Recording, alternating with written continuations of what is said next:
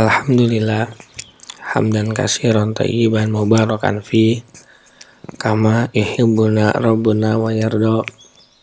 Asyhadu an la ilaha illallah wahdahu la syarikalah wa asyhadu anna Muhammadan abduhu wa rasuluhu allazi la nabiyya ba'da, amma ba'du.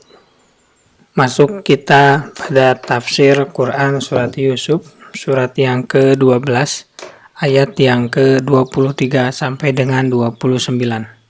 Ayat yang ke-23, A'udzubillahi minasyaitonirrajim. Wa rawadathul lati huwa fi baitiha an nafsihi wa ghallaqatil abwaba wa qalat haytalak. Qala ma'adallahi innahu rabbi ahsana mathwaya innahu la yuflihudz dzalimun. Dan wanita Zulaikha yang Yusuf tinggal di rumahnya menggoda Yusuf untuk menundukkan dirinya kepadanya. Dan dia menutup pintu-pintu seraya berkata, "Marilah sini." Yusuf berkata, "Aku berlindung kepada Allah. Sungguh Tuanku telah memperlakukanku dengan baik. Sesungguhnya orang-orang yang zalim tiada akan beruntung." Ayat yang ke-24, walaqad hammat bih wa hamma biha laula an ra'a burhana rabbih kadzalika linasrifa anhu su'al wal fahsya innahu min ibadinal mukhlasin. Sesungguhnya wanita itu telah bermaksud melakukan perbuatan itu dengan Yusuf, dan Yusuf pun bermaksud pula dengan wanita itu, andai kata dia tidak melihat tanda dari Rabb-nya. Demikianlah agar kami memalingkan daripadanya kemungkaran kekejian. Sesungguhnya Yusuf itu termasuk hamba-hamba kami yang terpilih. Tafsir ayat yang ke-23 sampai dengan 24. Cobaan yang besar ini lebih dahsyat bagi Yusuf daripada cobaan yang dilakukan saudara-saudaranya serta lebih berat dalam bersabar untuk menghadapinya. Pahalanya pun lebih besar, karena merupakan kesabaran yang bersifat ikhtiari, pilihan, padahal banyak faktor yang bisa menyeretnya untuk melakukan hal itu. Lalu dia lebih mengutamakan kecintaan kepada Allah daripada fitnah itu. Sementara cobaan yang dihadapi dari saudara-saudaranya, kesabarannya bersifat itidori, terpaksa, sebagaimana berbagai macam penyakit dan peristiwa yang tidak mengenakan yang menimpa seseorang tanpa bisa mengelak. Tidak ada tempat berkelit, kecuali dengan bersabar dalam menghadapinya, suka atau tidak. Hal itu karena Yusuf alaihissalam tinggal di rumah Al-Aziz dalam keadaan terhormat. Ia memiliki ketampanan, kesempurnaan, dan daya pikat yang mengakibatkan warawadathu allati huwa fi baitiha an nafsih. Wanita Zulaikha yang Yusuf tinggal di rumahnya menggoda Yusuf untuk menundukkan dirinya kepadanya. Maksudnya, Yusuf adalah budaknya, berada di bawah pengaturannya, sementara tempat tinggal keduanya sama, hingga menjadi mudah untuk menjalankan perbuatan buruk tanpa disadari atau diketahui orang-orang. Dan tingkat beratnya musibah semakin bertambah dengan ghallaqatil abwab.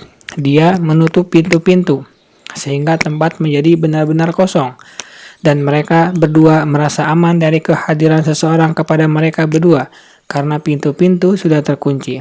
Sang wanita memintanya untuk menggaulinya, sembari berkata, "Hai talak, marilah ke sini. Lakukan perbuatan yang dibenci ini. Marilah kemari."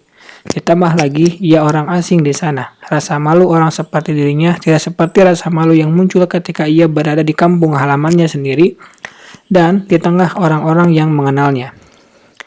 Ia bagai tawanan di tangan wanita tersebut, sedangkan wanita itu adalah majikannya. Pada diri wanita itu terpancar kecantikan yang berpotensi untuk menyeret Yusuf menuju perbuatan itu. Yusuf sendiri seorang pemuda lajang yang diancam wanita itu dengan hukuman penjara atau siksa yang pedih bila tidak menyambut apa yang diperintahkan majikan perempuannya. Lalu dia mampu bersabar untuk tidak bermaksiat kepada Allah meskipun ada rangsangan kuat untuk melakukannya, karena dia telah berkeinginan melakukannya dengan si wanita itu. Lalu dia menyingkirkan hasrat tersebut karena Allah. Ia lebih mengutamakan ridho Allah daripada keinginan pribadi yang kerap memerintahkan kepada perkara yang buruk. Ia telah melihat petunjuk Rabb-Nya berupa ilmu dan iman yang menumbuhkan sikap menghindari perbuatan yang diharamkan Allah, yang mewajibkannya mengambil jarak dan menahan diri dari maksiat yang besar ini. Dan qala ma'adallahi, dia berkata, aku berlindung kepada Allah. Maksudnya, aku berlindung kepada Allah dari perbuatan yang buruk ini, karena itu termasuk tindakan yang membuat Allah murka dan menjauhkan diriku darinya. Itu adalah sebuah bentuk pengkhianatanku terhadap hak kehormatan majikan lelakiku yang telah memuliakan keberadaanku.